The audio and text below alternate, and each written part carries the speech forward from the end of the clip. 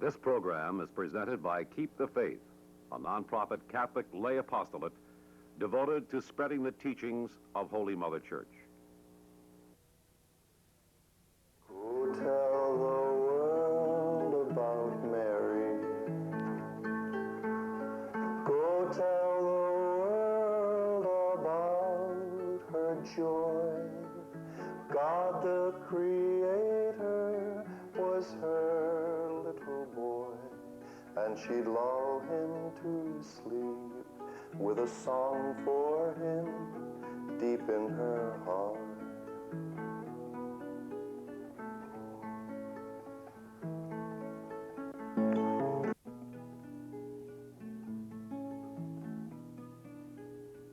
Go tell the world about Mary.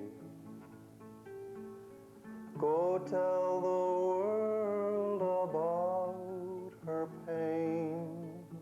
God the Redeemer was her young son slain, and his love she would keep and would ponder it deep in her heart. Good afternoon. We have in the studio this afternoon Mr. Frank Duff, who was one of the first members of the Legion of Mary. We would like to ask Mr. Duff something about Edel Quinn, who was very much in the minds of our legionaries today because of the fact that her cause has been initiated in Rome. Mr. Duff, I would like to ask you, a short while ago was in Rome to have an audience with Pope John Paul II. And we understand that while you were there, you were talking with the priest who is furthering her cause for Edel's veneration. Would you like to tell us something about that? Yes. Actually, before we saw the priest whom you referred to, we met Cardinal Baffile, who is the cardinal in charge of the whole congregation that attends to canonizations. And is a prelate whom we know very well. Actually, we were at his consecration in Rome by his invitation. And he was at that time the personal chamberlain of Pope John, the 23rd. And he paid us the compliment of inviting us out. And we were present at the ceremony of consecration, which was performed by the Pope himself. And then on the day after that, we were brought into Pope John himself and had a delightful session with him. And after that, Baffile became nuncio to Germany. And he's terribly keen about the Legion. So he was one of the very first that received us in this last trip. He entertained us to tea and had staged a cake which had been made specially for us. And he was awfully pleasant. And he is a tremendous believer in Edel Quinn. Of course, he never knew her personally, but he is a convinced believer in her. Then we saw Father Cairoli, who is the postulator. He is resident in a Franciscan house out in near the Via Aurelia. And we went out to him and we had a very long session with him. Now, from the very first, he has protested his entire conviction about her. A little while ago, for instance, he wrote to us saying that by reason of something or other, he had been taken away from her cause for a few weeks, And he had just gone back to it, and he said, I always rise up refreshed and new by reading this vivid, unbelievable life. Yes, well, the two of them said that she presented a model for every way of life in the world, that she had an irresistible attraction for people, and that every type of person seemed to find a lesson in her life. Well, you don't get Roman dancing and that ecstasy of enthusiasm in an ordinary way. Now, the problem at the moment is miracles. The position there is peculiar. We have got a tremendous number of cases reported to us. And one of Brother Nagel's specialities was to deal with these, and he used to send them on to Rome. Well, now they have a great big load of them in Rome, but they have not been in a position to investigate them. And this they requested us now to do. They want us to have a conversation with the vice postulator of the cause, who is now resident in Dublin, and that we're to pick out some of the distinctive ones and have them medically investigated. How many would you say is necessary for her cause? Two technical, two specifically, and I'd imagine myself that in her case that they would be content with one, but that's only my own surmise. Well, for the number of years that you knew Edel Quinn while she was here in Dublin, what did you see in Edel Quinn that suggested that she be sent off to Africa as one of your envoys? Well, of course, that question didn't rise at all at first. Edel Quinn came into the Legion, and we weren't even aware of her entry. I think she joined about 1927, I think she came into the Legion. And she joined a presidium over on the north side.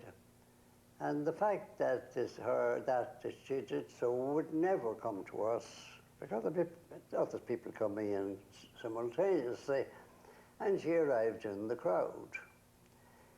But after a while, mention just began to come in about her, because we'd always be very eager to hear of such. And her name began to be mentioned, and as great quality, and eventually I sent for her. And she came over, and she had tea with me, and then we had a chat for a great deal of the evening. And that visit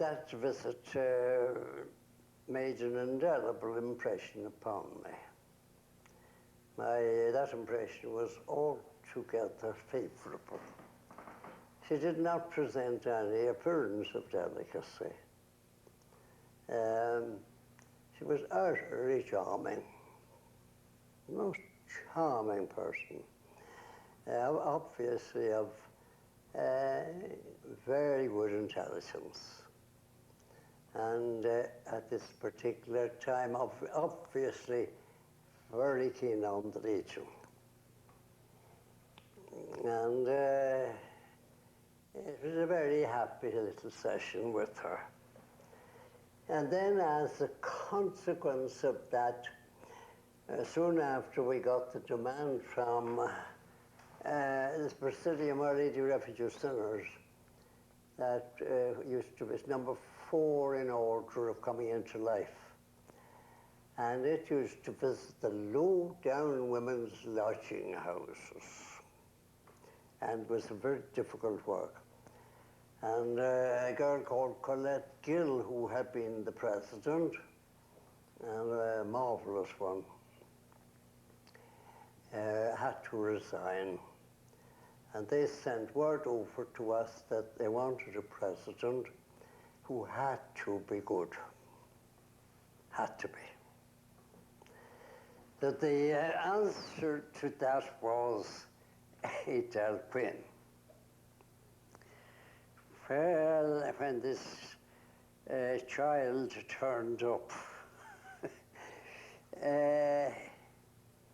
at least they were most polite.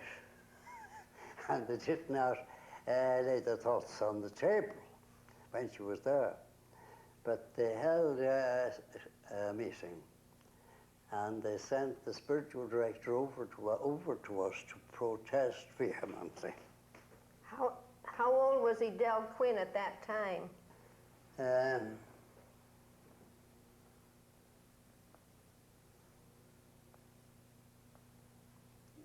Well, did they think that... I suppose she was about perhaps 22 or 3 years of age. Did they feel that she was too inexperienced to be president of a presidium? No, her youth was what counted against her. She looked very childlike. The father, Dr. Dempsey, came along and saw us and delivered his message, and we laughed at him and told him to thank. They ought to be down on their knees thanking their lucky stars at getting such a person, and that they would find out soon for themselves their luck. So we went back and told them, and briefly he said, "I cut no ice." So they did find that very quickly, that they had a treasure. And she stayed on. She was in that thing, and of course constantly inside Sancta Maria as well, because the two works hinged on each other. And she was there until her breakdown. Of course, soon enough, we were thinking very big about her, but soon enough we learned that she had ambitions elsewhere. She had actually arranged to enter the Poor Clare Convent over in Donnybrook. And when it got closer to that time, they substituted the Belfast convent because it was shorter of vocations. And then came the dumbfounding news that she had TB. And she was whipped away, and she went out to the sanatorium down in Wicklow.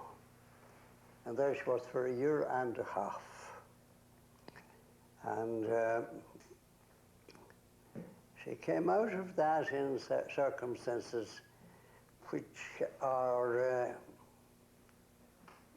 a little bit puzzling. It is alleged that she just walked out. She said she was tired of dying in that fashion. She wanted to get back to her Legion work. She did. And that's one of the things that has been alleged against her cause. Oh, really? Yes. And strangely enough, not made much of. You'd imagine that the celebration official known as the Devil's Advocate would make a play on about that, but apparently not. That's There good to hear. doesn't seem to be much desire on the part of Rome to find fault. And does that mean that she came back to Dublin and got right back into her Legion work again? She came back to Dublin and resumed ordinary life. But this time, everybody was afraid, and she entered a junior presidium. And she complained bitterly that she was like a person sitting up in a coffin. That's the way we had her. And then came 1936. the English legionaries were going to stage a big extension campaign. And they wrote to us to say that they had no legionaries with extension skill. They had the goodwill, but they hadn't the practical acquaintance. And they proposed that we would give them one legionary for every team. An English legionary and an Irish legionary would go. And we called for those willing to go over. And among those who presented themselves was Our Lady, Edel. So this was breathtaking. The lady had apparently got up out of her coffin for the purpose of offering herself. So this caused us now to think, why should she, who is able to stand and to walk, why should we, to use her own phrase, keep her sitting in a coffin? That's true. Why should we? And in the end, this consideration ended in the suggestion that we should let her go. But that we'd want to put somebody with her who would know all the circumstances and moderate her. And that person presented herself in Muriel, Wales. Yes, they were close friends. So the two of them went off, and they were allocated what's called the Diocese of Msgr as the 3/4 of Wales. They started off actually in the English Diocese of Shrewsbury, and they got permission for the Legion there, just as an aside. Then they moved on into Msgr, and they worked very hard there, and came back after 2 weeks. And the two of them came up, and it was absolutely blooming. Blooming. And they were tremendously bucked up by the success. So are we. So that was that.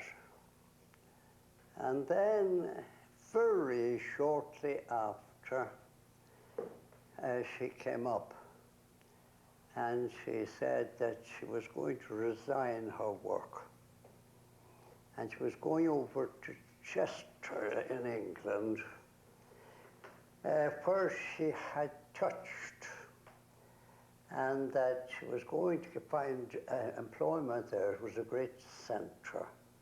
And she was going to follow in after hours and at weekends the routine that she had been pursuing during the fortnight. Well, of course, she wasn't really asking permission. She was just telling us.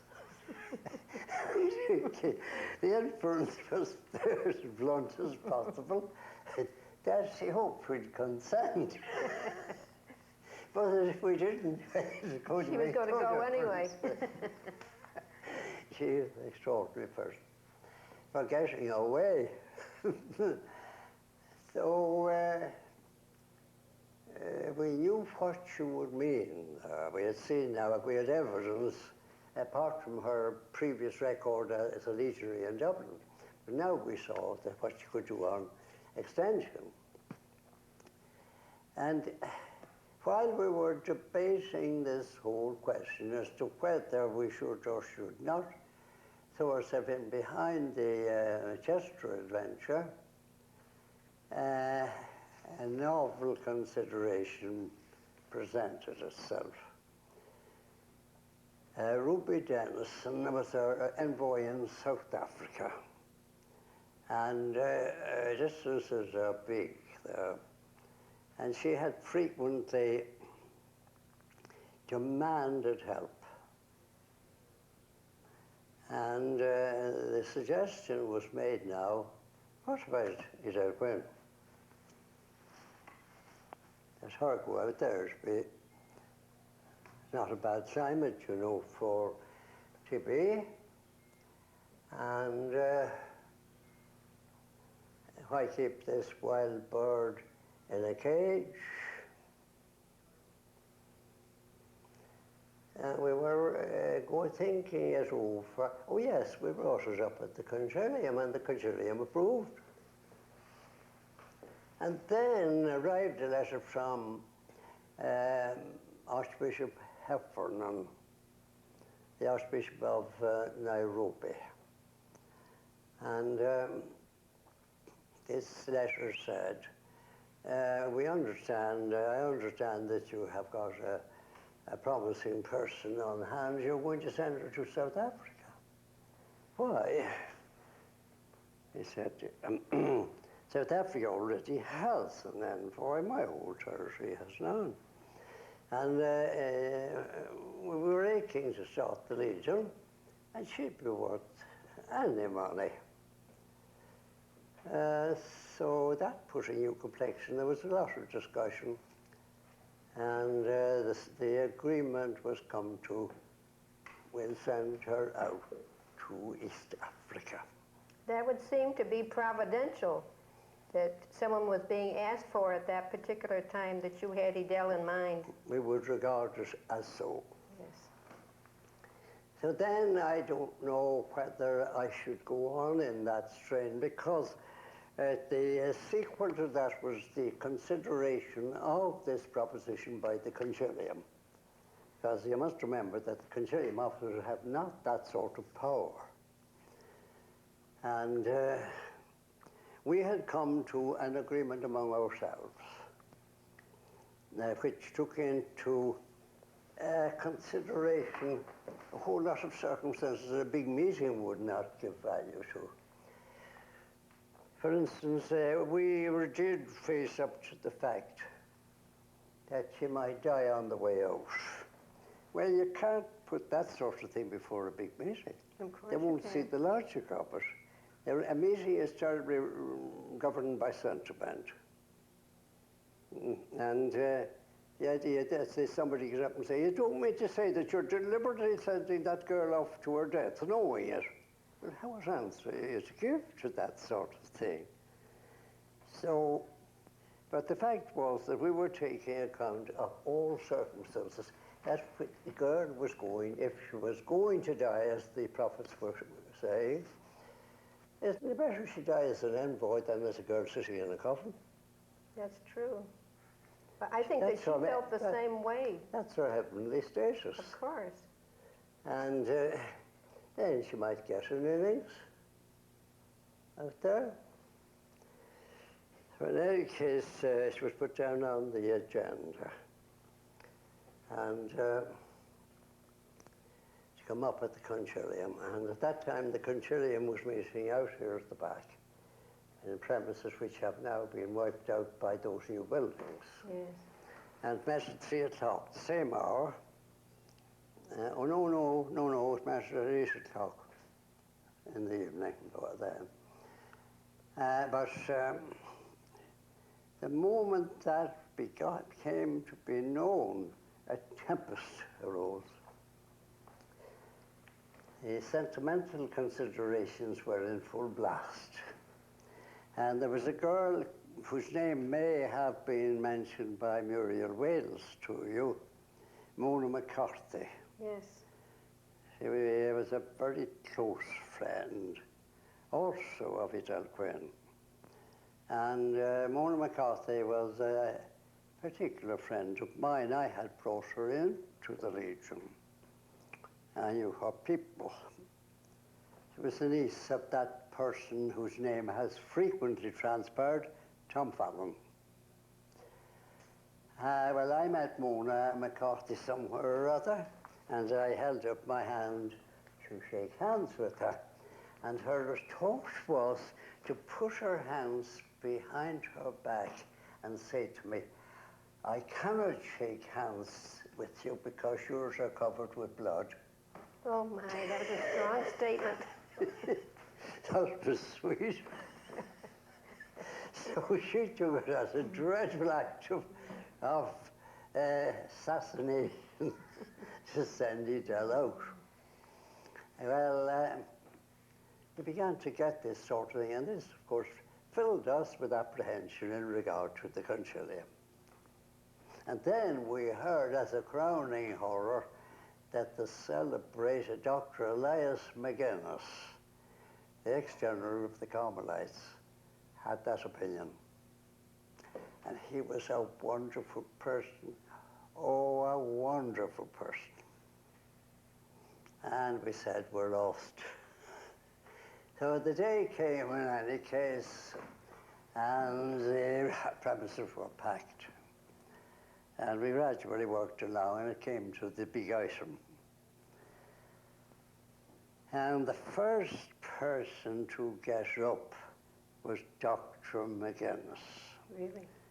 He was a powerful man with a wonderful personality and appearance. And he proceeded to launch out against this monstrous proposition. And he treated us to accounts from Cardinal Hensley of England, who had been apostolic delegate out there, and to somebody else, about the difficulties of all that, which would put a strong person to test. And he said that it was murder to send her out. How did Edel herself feel? She was filled with joy, wasn't she? It was,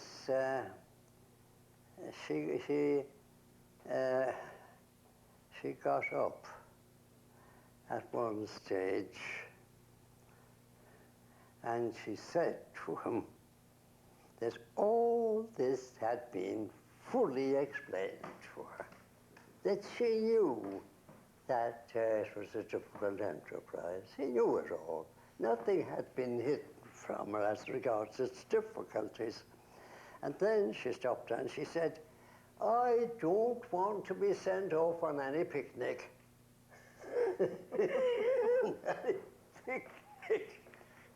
She is truly a legionary. Father Dr. McGinnis ruined himself in his answer to that, because he was a man in whom humor ran very strong. And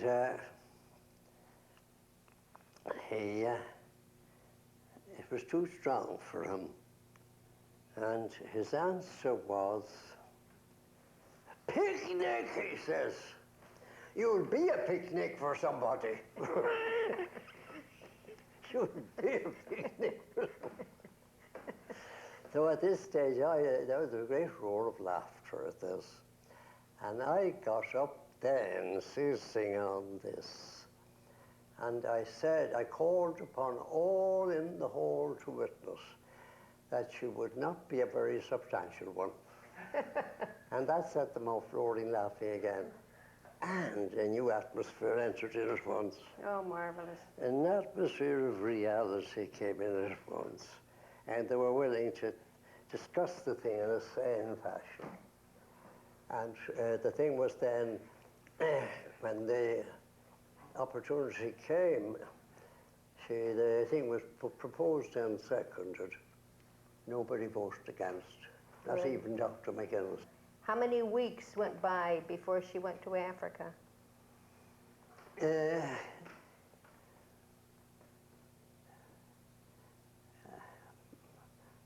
I'd say well over a month, probably.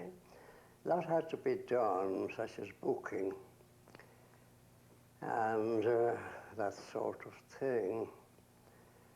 And we came then, there were not days of our travel, and we had to go over to London to book her on what was called the Union Castle line. A fair crowd of us went over, and I remember one incident was that she had a very big trunk of literature, Legion literature, and this had to be fortified by abundant roping And we encountered our first little difficulty in Liverpool. We went by Liverpool because the customs insisted on turning open all that elaborate packing, looking for Irish whip tickets. Then there was one rather fortunate episode in the trip that she was invited down to Parkminster, the Carthusian monastery. And there she saw several members of the community, and two of them promised to say Mass for her every week during her envoyship. I'm sure that you must have been there at the boat to see her off. Oh, yes. Would you like to tell us something about that? Well, there were some funny episodes attached. We, among those who went over were Jack Nagel and Miss Bodkin, who was a great character. Miss Bodkin was one of a quartet who were very close together. Edel, Quinn, Muriel Wales, Mona McCarthy, and Emma Bodkin, those four. So we went over, and then just at the last moment we were notified that the departure of the boat was delayed for 24 hours. And two of our number could not stay for that extra day. They were due home. They were Jack Nagel and Emma Bodkin. So we went down, instead of their seeing anybody off, we went down to Euston to see them back to Dublin. And the train was packed beyond all possible packing. And Jack Nagel, we had been able to secure two corner seats for them in the carriage. And when the bulk of us arrived into the station and went down to the carriage by which they were travelling, we found that it had been elaborately adorned for a wedding party. Silver tokens and wedding bells and all around the carriage. And who was the perpetrator of this? But Edel, Quinn and a few others. She was seeing them off, not they her off. And so at the moment Jack Nagel and Emma Bodkin arrived on the scene, the other passengers decided this was the wedding party. Of course they came with them, we were with them. And they were the newly wedded pair. Well, Miss Bodkin brazened it out, but Jack Nagel was unutterably embarrassed. And according to Emma Bodkin's account, he put his nose into an evening paper and never took it out until the restart it. He was terribly embarrassed. But just when the signal went for the starting of the train, a lot of the girls produced packets of confetti and poured them into the carriage and all in it. So we were standing there when the train departed, and up come a few porters sweeping up. And apparently there had been a wedding party at each end of the train, and this was one in the middle. So the two porters were swearing about the amount of litter that this particular party had created. There was an extra allowance of confetti on the platform, which had to be swept up. But that was it. Well, she'd been utterly happy over a thing that's great fun. After her while in Nairobi, did you begin to see a great extension of the Legion in those different areas? Well, I suppose you might say that she was, very roughly say, that she was successful in every case. Because, first of all, you must remember that she started in very favorable conditions. That is the Archbishop. He was backing the whole thing. He had got her. He had pledged the support of himself and all his missionaries. These were his arguments to us originally, and he certainly tried to carry out everything. And then, of course, there was another element altogether, and that was the human one. Word went around about her that she was a very jolly, nice person to have. And it used to be said that the missionaries were all looking forward to her advent. She was going into places where there was no white person but the missionary. And this was the Archbishop himself that subsequently said that the furious rattling of a motor car was heard through miles of jungle by the lone missionaries who were out at the end of the street. She said when we communicated that to her about the rattling and the rattlings of her car, she pretended to be indignant.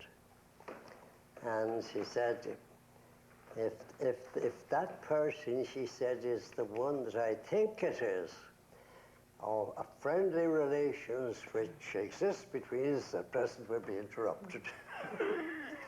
Mr. Duff. There's always that run of humor in her. Yes. But that meant, just as your question, that before she came to a missionary, he was willing to face up to the worst.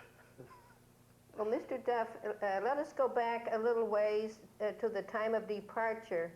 We'd like to know about the day that she actually took off on the boat for Africa. I believe that you were all there, and also Muriel Wales and some of her close friends. Would you tell us a little bit about that? Yeah. The name of the boat was the Langby Castle. Fine white liner.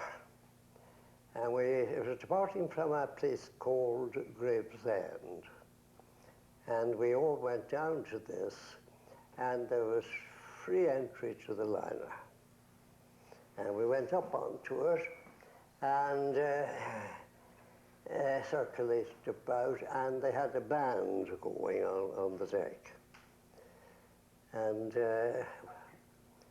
she showed us her cabin.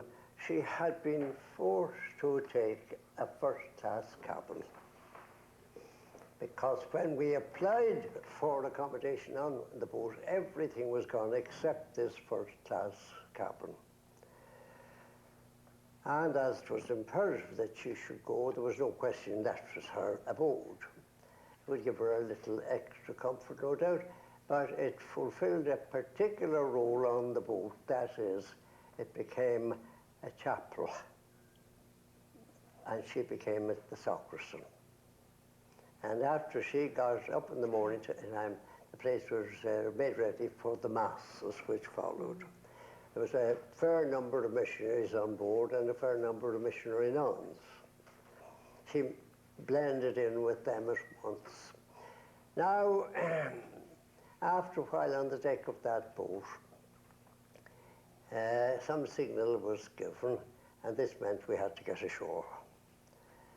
So we all got off, and we stood on the quay wall, and she stood on the boat looking at us. And after a little while, the boat began to move off, and it was a very tense moment, because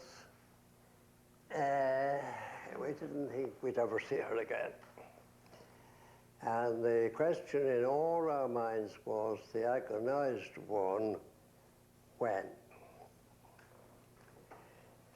Now the boat drew off from us, and I suppose all our eyes were a little bit wet. I'm sure they were. But I would imagine that ours would not be. Very extraordinary. But when we drifted altogether out of her range of vision, she went off down to her cabin. Her typewriter was packed and she didn't attempt to open it. She had something on her mind which she wanted to get off it very quickly. And she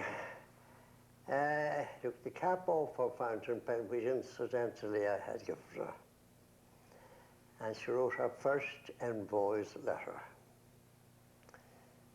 Normally she typed. Now, in the lifetime, in the closing time of Pope Paul, he sent over his secretary for the Msgr and asked us to give him a letter from Edel Quinn's correspondence, a letter which we thought was the most distinctive, characteristic document which ever proceeded from her. Well, now, at first thought that was asking us an impossibility, because she wrote at least a couple of letters every week, apart from others. And to pick out from that would be, well, impossibility. But as it was, one letter jumped to our thought, and it was this letter that she wrote. And it was a letter saying goodbye and promising to serve us faithfully. The letter is in her life in facsimile. That's right. That's the letter we sent to the Pope. And he also asked, along with it, a memorandum stating the reasons why we thought it was so wonderful a letter. And in this letter, she rendered all her feelings. But then, very typically, she said, I will never again refer to this subject. And she never did. She never let the softer side out again. But don't you think that this letter is going to make some impact on furthering her cause? The fact that it was done in her own handwriting, and it was her first letter as an envoy. Oh, of course, that's why they asked for the letter. But they got probably a bigger, better letter than they expected to get. And in the memorandum which accompanied it, its various features were brought out. And actually, while we were in Rome, there was an exhibition of important documents going on. And that letter and the memorandum were in that exhibition.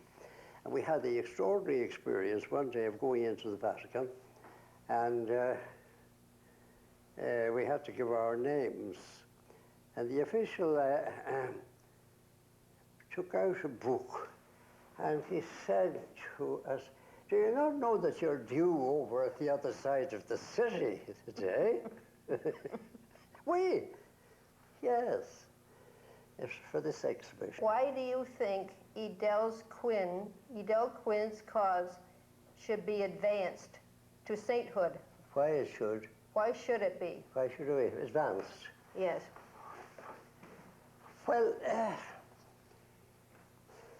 in the first place, of course, it's to produce a saint is a feather in the cap of any society. And every religious congregation aims at having a saint. It's the first desire they have. It's a guarantee. And some congregations, it is alleged, have bankrupted themselves in the effort to get one of the members canonized. But then, surely, the mere reading of her life is a desirable thing. See, a great number of people have been moved by her. As the postulator says, she has been an incitement to every rank, every type of the population. Then the minor thing, to render thanks to herself. Of course. Well, There's the thanks of the Catholic Church, Edel. You know you haven't done badly. But that would be why we would be wishful to see her. It has often crossed our minds, of course, as to where we'd put her on the prayer card, because, of course, if she's canonized, she'll have to watch the prayer card. Of course. Where exactly are we going to put her? Because little though you might imagine it, that question of placing has been a most important one in connection with the evolution of the prayer card. Where is that newcomer to be placed? And every one of these things had to be thought out. So someday or other we'll be thinking that out. Where it wouldn't do, you know, what we'll have, it'll face us with the problem after a while, because there's no room on the prayer card for any more. You'll have to make the prayer card just a little bit bigger. But then you have an objection. You turn it into a litany of the saints if the process went on. See, now from an unexpected quarter altogether, Rome is telling us we must go on with Al-Filam. That's right. See,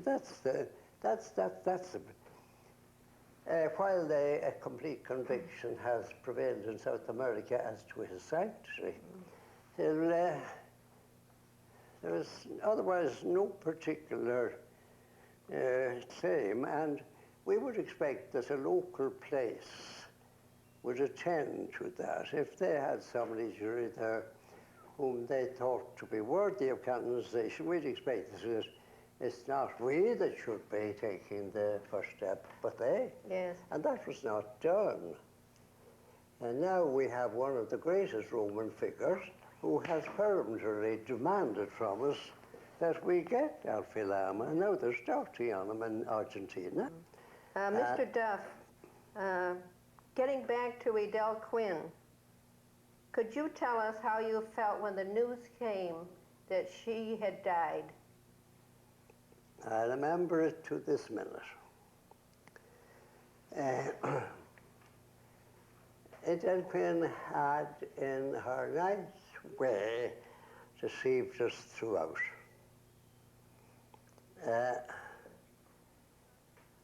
She had given the impression that from the moment she reached Africa that she was progressing steadily. Those photographs were, to that extent, untrue. They were picked by her to create that impression. We wrote out to her when she was there for perhaps a year, and we said to her, what about a little trip home? It will fortify your improvement in health, send you back in great form. Oh, she said, it would only make me ridiculous. Yes, you're only home after a year. The mystery is here of someone have been here the whole life with her homecoming. You only want to make me absurd.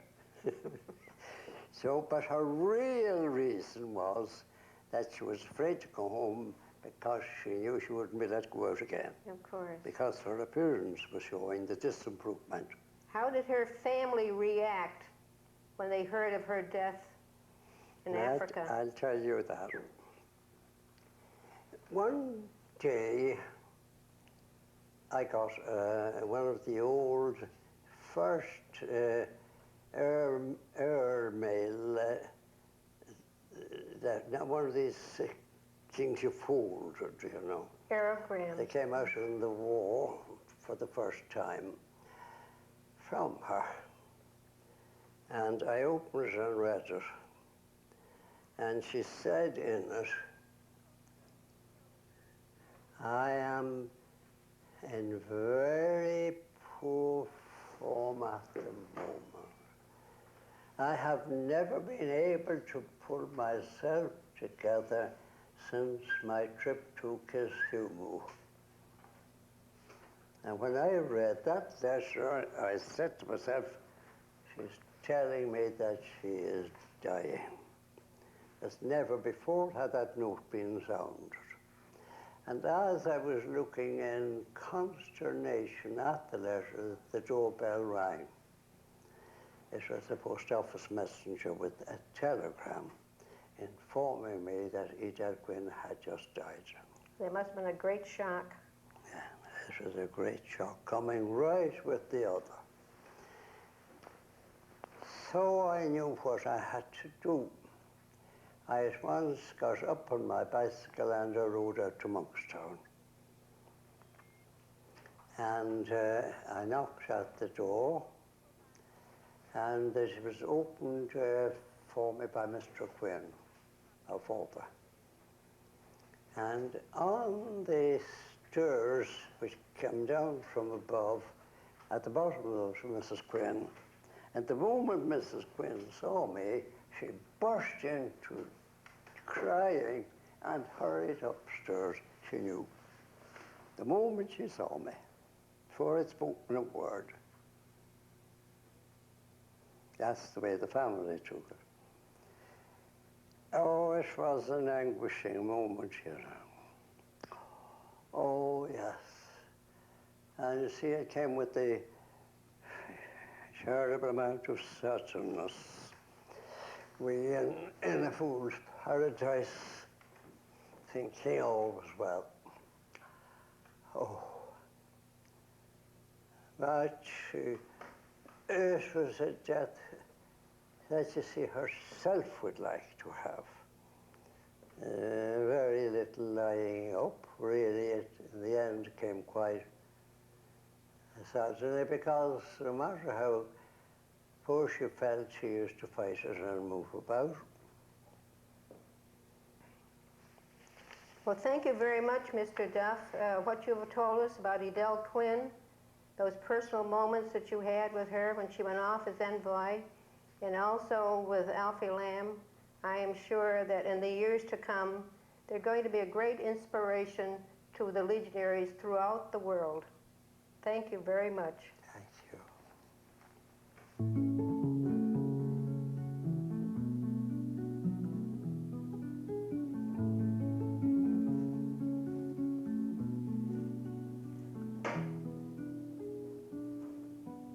Go tell the world about Mary.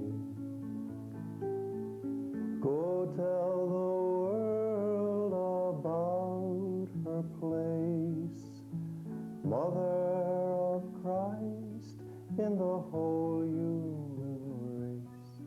And his life she will keep and will care for it deep in each heart.